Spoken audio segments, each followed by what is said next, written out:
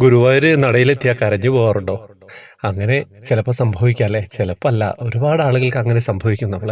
വളരെ കഷ്ടപ്പെട്ട് ബുദ്ധിമുട്ടി നമ്മൾ എന്തിനാണോ ഗുരുവായൂരിൽ വരുന്നത്, അത് നമുക്ക് സാധിക്കുക എന്ന് പറയുന്നത് ഒരു സന്തോഷമുള്ള കാര്യം തന്നെയാണല്ലേ? അപ്പോൾ വളരെ കുഞ്ഞു വാക്കുകളിൽ ഒരു അനുഭവം അയച്ചു തന്നിട്ടുണ്ട്. ചേച്ചിയുടെ പേരൊന്നും ഷൈനി നെടുമ്പാശ്ശേരിയിൽ നിന്നാണ്. എൻ്റെ ഒരു അനുഭവം പറയുന്നു. ഞാൻ സാധാരണ രാവിലെയാണ് ഗുരുവായൂരിൽ ദർശനം നടത്താറ്. എനിക്ക് കണ്ണൻ്റെ ചന്ദനച്ചാർത്ത് കാണാൻ കഴിയാറില്ല. ഡിസംബർ 8, 2025 കണ്ണനെ കാണാൻ ഉച്ചയ്ക്കെത്തി. വീട്ടിൽ നിന്ന് ഉറങ്ങുന്നതിന് മുൻപ് പ്രാർത്ഥിച്ചു. ഇന്ന് ഓടക്കുഴൽ ഊതി നിൽക്കുന്ന കണ്ണനായിട്ട് എനിക്ക് കാണാൻ സാധിക്കണേ എന്ന്. നടയിലെത്തിയപ്പോൾ ഞാൻ കരഞ്ഞു പോയിട്ടോ. ഓടക്കുഴൽ ഊതി താമരയിൽ നിൽക്കുന്ന കണ്ണൻ തന്നെ. 1000 നന്ദി. ഞാൻ പറഞ്ഞില്ലേ, കരഞ്ഞു പോവും, കരയാതിരിക്കാൻ വഴിയൊന്നുമില്ല. ഭക്തർക്ക് അതൊക്കെ തന്നെയാണ് ഭഗവാൻ നൽകുന്നത്. എന്താ പറയേണ്ടത് എന്നൊന്നും അറിയില്ല കേട്ടോ.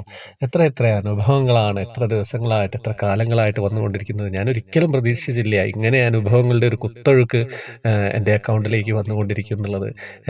എൻ്റെ വാട്സപ്പ് അക്കൗണ്ടുകൾ ഫുള്ളായിട്ട് അനുഭവങ്ങൾ കൊണ്ട് നിറഞ്ഞിരിക്കുകയാണ്. ഒരുപാട് ആളുകൾ കാത്തിരിക്കുന്നുണ്ട്. കാത്തിരിക്കുക കാത്തിരിക്കുക. ഞാൻ എന്നോട് പറയുന്നവരോട് ഞാൻ പറയുന്നത് 3 ദിവസം കഴിഞ്ഞാൽ ഉറപ്പിക്കണേ, 3 ദിവസം കഴിഞ്ഞാൽ ഉറപ്പിക്കണേ. അങ്ങനെ 3 9 ആയ ആളുകളൊക്കെ ഉണ്ട്. ചിലർക്ക് ദേഷ്യമൊക്കെ പിടിക്കുന്നുണ്ടാവും. പക്ഷെ രക്ഷയില്ല കേട്ടോ, ഒരു രക്ഷയില്ല. ഉറപ്പിച്ചുകൊണ്ടേയിരിക്കുക. അപ്പം പിന്നെ വാട്സപ്പ് ഗ്രൂപ്പിൽ വരാം. ഗ്രൂപ്പിലുള്ളവരുടെ ഇതൊക്കെ എനിക്ക് പെട്ടെന്ന് തന്നെ പറയാൻ സാധിക്കും. ഞാൻ സേവ് ചെയ്യുന്ന നമ്പർ ആയിരിക്കുമല്ലോ. അപ്പോൾ അതുപോലെ ദിവസവും കോൺടാക്റ്റിലുള്ള ആളുകളായിരിക്കും. അപ്പം അങ്ങനെ പറയാൻ ശ്രമിക്കാറുണ്ട്. പിന്നെ ഫേസ്ബുക്കിൻ്റെ കമൻറ്റ് ബോക്സിൽ ഡീറ്റെയിൽസ് ഉണ്ടാവും. ജോയിൻ ബട്ടണിലൂടെ വരിക. ഫേസ്ബുക്ക് സബ്സ്ക്രിപ്ഷൻ എടുത്താലും മതി. ഹരേ കൃഷ്ണ.